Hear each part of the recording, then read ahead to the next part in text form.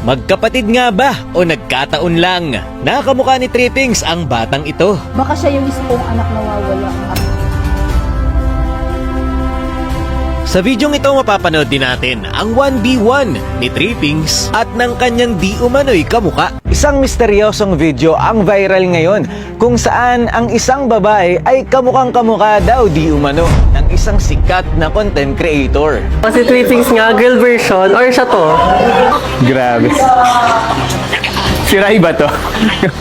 Nawawalang kapatid ni Rai. Tapos yung po kamukha niya po talaga ilong po, yung labi, tsaka po yung nunal po lalo.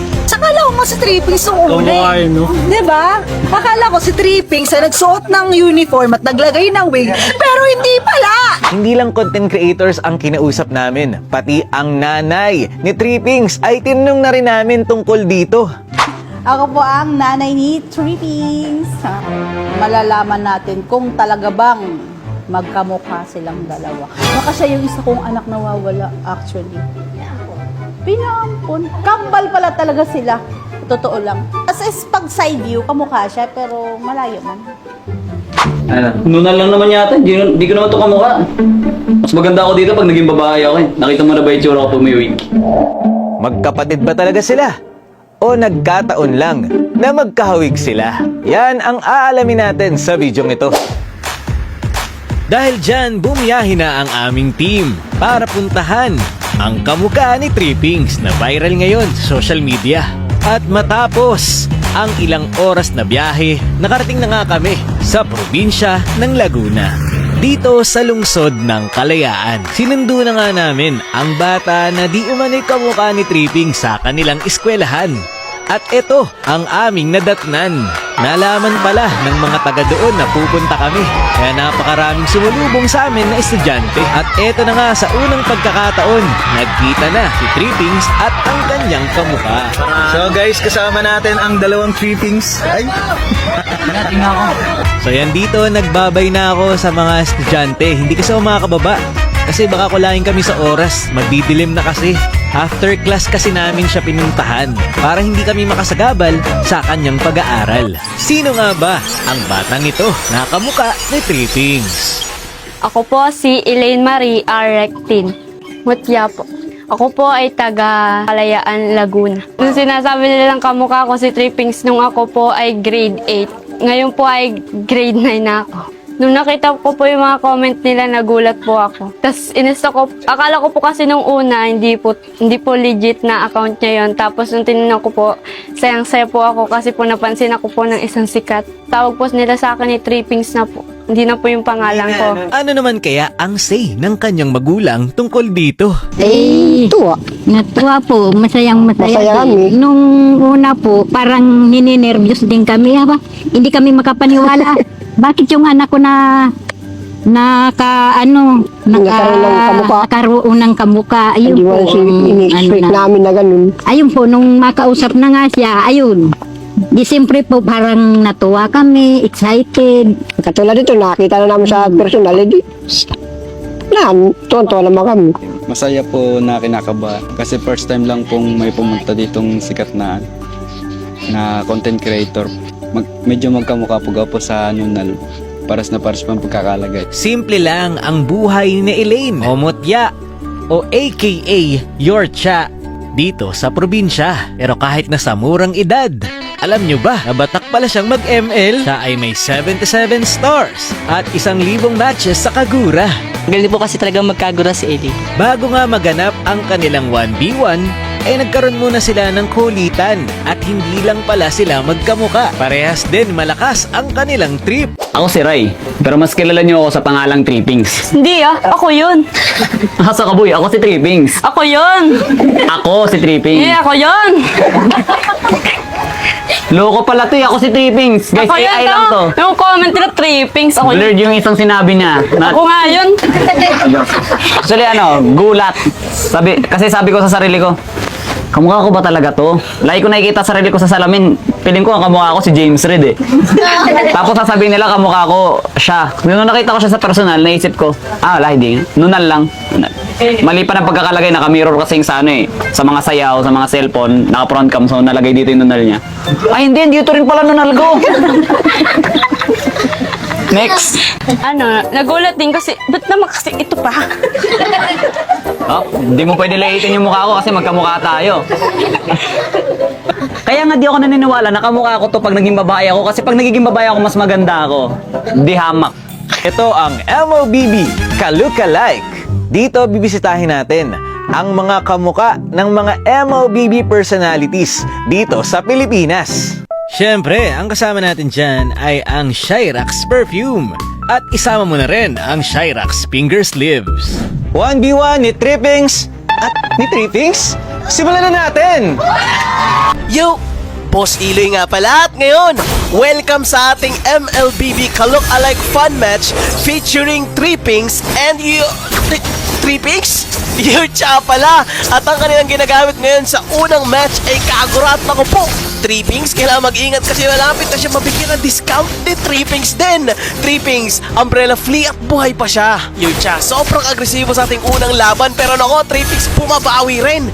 Nagkakaabangan talaga tong dalawang to kung sino kayang unang magkakamali pero Trippings medyo low, tinawa ng pahing sa mukha, nilapitan pa. Mabibigyan ba pero nakaalis pa. Umbrella flea lang, titipi pa sana, inilagan din ng another umbrella flea at grabe, tamang sidestep na si Trippings dito. Onti na lang talaga, mabibigyan na dito na discount si Trippings. Tinamaan na naman ng payong flame shot, inilagan, grabing sidestep crossover. Ano ka, basketball player? Grabe. At ayan na nga, level 4. Tamang setup lang ng mga payo itong dalawang to. Sino kaya ang unang matatamaan ng combo at first blood? Pero si Trippings tinawa ng payong, umbrella flea, nagkapalitan pero ang yin yang overturn ni Yurcha. Ayun na nga. Naku po, Trippings, nabigla. Tinamaan ng payong sa mukha. Yurcha gets the first kill. Pero teka, wait lang, Trippings umaagro, yan yung overturn, ginamit na ang Yurcha.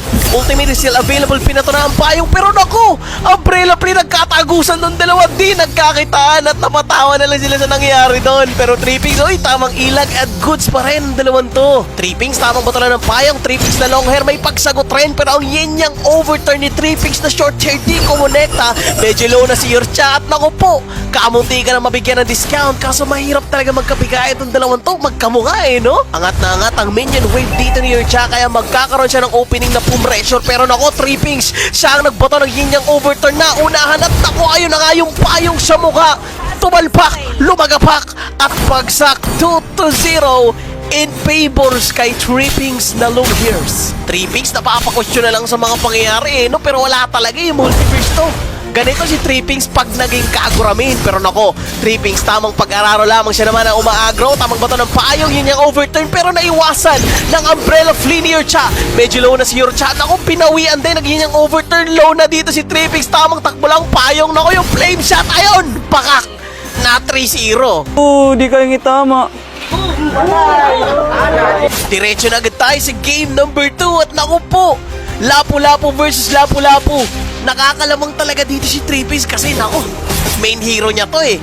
Yurcha nakakapa talaga ng malala. Pinasok na ng Jungle Warrior, Homeland Defender. Ginamit na rin ni Trippings. Yurcha medyo low at ayun na nga, first blood napunta kay Trippings. Ang original naman ngayon ang magpapakitang gilas at tamang bato lang ng Justice Blades dito si Trippings. Yurcha, may pagsagot rin na Jungle Warrior, Justice Blades ginamit rin. Pero malapit na mag level 4 dito ang bida. Mabibigyan na kaya ulit ng discount dito si Yurcha pero tamang ilag lang, Homeland Defender na maximize. Grabe, anak talaga to ni Trippings eh, no? Kaya nga magkamukha sila eh. Pero Trippings biglang pumasok ng Jungle Warrior, tamang tago na sa damuhan. Yurcha, medyo low na talaga. Baka magulat to biglang pasukin at ayun na nga ang flicker, Justice Blades combo at nabura sa mapa si Yurcha. Isang level ang kalamangan dito ni Trippings at si Yurcha kaka level 4 pa lamang. Trippings, naku, ginagangs na lang talaga si Yurcha dito. Tinatayuan na lang eh, no? Homeland Defender ginamit sa mukha, Brave Spider at ayun, 3-0 rin ni Trippings. At least nag-level 4 siya. At ang huling sagupaan, alas kontra sa alas. Ang Kagura ng multiverse ni Trippings at syempre, ang Trippings ni Lapu-Lapu. Level 1 si Yurcha, tamang bato lang ng payong. Siya ang nagdedikta ng aggression dito sa ating early stage, no? Trippings, tamang bato lang din ng Justice Blade sa mukha. At eto na, malapit na mag-level 3 ang dalawa. Sino kaya ang unang mabibigyan? Pero si Trippings medyo low, yun yung Catherine sumabak sa mukha. Pero ang ganda ng pag-maximize ng Homeland Defender, parehas low. Pero si Trippings talaga ang konting kirot na lang at babagsak na ako. Yung payang muntik na tumama na papadim, si Ron na lang siya kahit sa personal no? Tamang ilag lang din para di matamaan at nagkaiwasan lang ang dalawa. Parehas level 4, 3 picks biglang pumasok ng previous fighter, the Raging Slash Flaker at ayun, napulbos bigla si Yurcha. Isa sa wala na kay 3 pings ang pabor. Tamang bato lang ng payong dit si Yurcha pero pinaghabol talaga ni 3 pings pero naku po, ba't biglang may crack? Ay hindi, si Ma'am Shaira pala yan.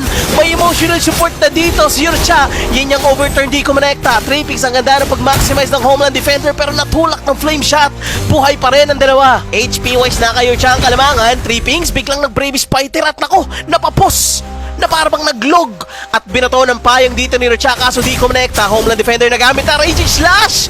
Muntik ng mapulbos pero naiwasan lang din. Tulak na tulak ang minion waves dito ni Trip Estay ni Yurcha at si Trippings ay nag-aabang lamang ng magandang tempo para pumasok at ayun na nga Jungle Warrior Previous Fighter at may pahabol pa na Landshaker sa mukha. Bang! And the Raging Slash to get the second kill.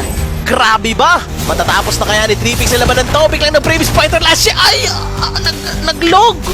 Hala, naglog!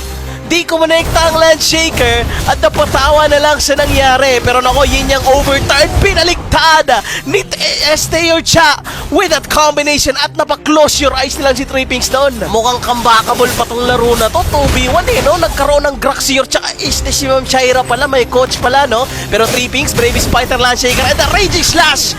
Pugsa! At napanalo na ni Trippings. Uy, tinapo pa yung cellphone. Buti na lang may Shirax finger sleeve. So ano naman ang na-feel nyo dun sa laban? Actually, pagdating sa laban, maniniwala akong may pagkakaparehas kami. Hindi siya nagpe-play safe. Ang lakas ng loob niyang sumugod kahit wala siyang item. Pagdating doon, 3 pings nga. 3 pings sa galaw. 3 pings sa galaw. Ikaw naman, Mutya, ano naman ang na-feel mo dun sa laban nyo? Madali lang naman kasi madali naman talunin to eh. Ayos to. Pagdating sa ugali, parehas kami. Matalo, manalo, mayabang. Kaugali.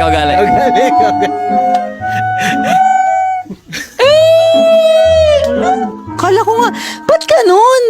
Akala ko magkamukha lang kayo pero yung galawan nyo parang parehas din. Yung tipong akala ko, mamamatay ka na pero tas namatay din siya. Pero ang galing nyo talaga, talagang, ano ba yan? Ano pa? Sayang tuloy. Hindi ko tuloy ang isip. Tapos nating masaksihan ang matinding laban at nakakagulat na performance. Grabing gulat mula sa dalawang Trippings, no? Kasi nga 'di ba naghahanap tayo ng mga content creators na ka-lookalike. And bihira po talaga tayong makakita ng parang almost magkamukha talaga na akala mo iyan na nilagyan ng wig. Kaya sa kanya talaga ang ating token of Ano kaya yan, no? ano kaya? Dahil binisita namin siya, binigyan namin sila ng cellphone, Shirax perfume, finger sleeves, at cash. Nagpapasalamat po ako kasi binuhay po to. Thanks, Rafaela.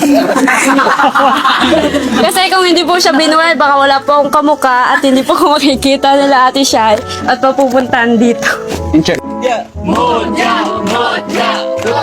Matapos ang lahat ng ito, nalaman namin na silang dalawa ay hindi magkapatid, kundi nagkataon lang na sila ay magkamuka. Bagamat hindi sila magkadugo, meron pa silang isang pagkakatulad.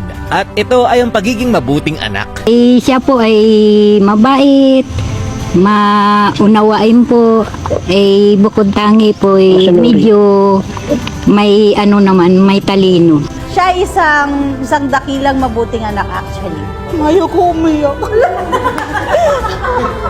Okay, so kung nanonood kayo at may kakilala kayo na kamuka ang content creator sa Pilipinas, i-mention nyo na sila kasi pupuntahan namin yan. Syempre, with Shirax.